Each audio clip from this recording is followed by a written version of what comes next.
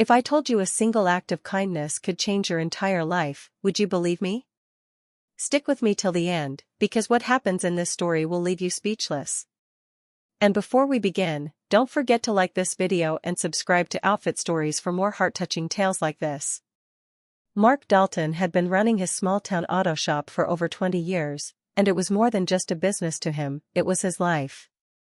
He had built it from scratch, starting with a single worn-out toolbox and a rented garage, and over the years, he had earned a reputation for honesty, skill, and a willingness to help people even when they couldn't afford much. But lately, things were different. A flashy chain repair center had opened on the other side of town, offering discounts Mark couldn't match. Loyal customers began drifting away, and each day his shop felt emptier. The bills piled up on his desk, and every night he lay awake wondering how much longer he could keep the doors open. It was on one of those gloomy mornings, with rain dripping from the edges of his shop's awning, that he noticed a man sitting quietly on the curb across the street. The man's hair was messy and streaked with gray, his clothes were thin and worn, and his shoes were little more than scraps of fabric barely holding together. In his hands was a piece of cardboard with a simple message, "We'll work for food." There was nothing aggressive or demanding in his presence. He wasn't calling out to strangers or shaking a cup, he just sat there, shoulders hunched, staring at the wet pavement as if the world had already given up on him. Mark had seen plenty of homeless people over the years, but something about this man made him look twice. Maybe it was the quiet dignity in his posture, or the way his eyes, though tired, still seemed to hold a flicker of life. Mark went about his morning, working on a rusted pickup that had been giving him trouble for days, but every now and then his gaze drifted toward the man outside.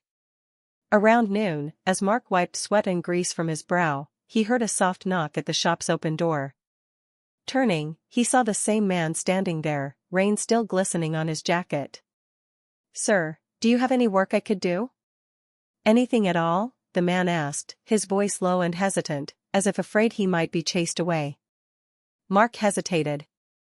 He barely had enough work to keep himself busy, let alone pay someone else. But something about the way the man asked, polite, almost humble, made it impossible to turn him away outright. "What's your name?" Mark asked. "Ethan," the man replied, his voice carrying a hint of something unspoken, like there was a story behind it he wasn't ready to share. Against his better judgment, Mark said, "I can't pay much. But if you help me clean up the shop, I'll make sure you have lunch and a little cash." For a second, Ethan's expression didn't change, but then his eyes lit up as if Mark had offered him the world.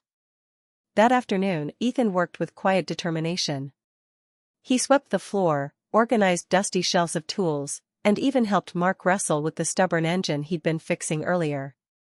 The way he handled the tools caught Mark's attention. His grip was confident, his movements precise, almost like he'd done this before. "Where'd you learn to use tools like that?" Mark asked casually. Ethan just gave a faint, almost wistful smile. "Long story," he said, and left it at that. By the time the sun dipped low, the shop looked better than it had in weeks. Mark handed Ethan a sandwich, a bottle of water, and a $20 bill. Ethan accepted them with a kind of gratitude that seemed far too deep for what Mark considered a small gesture. "Thank you," Ethan said quietly, then turned and walked down the street. Mark watched him go, an uneasy feeling settling in his chest. There was something about this man, something that didn't add up. He didn't know it yet, but that decision to take a chance on Ethan was about to change his life in a way he never could have imagined.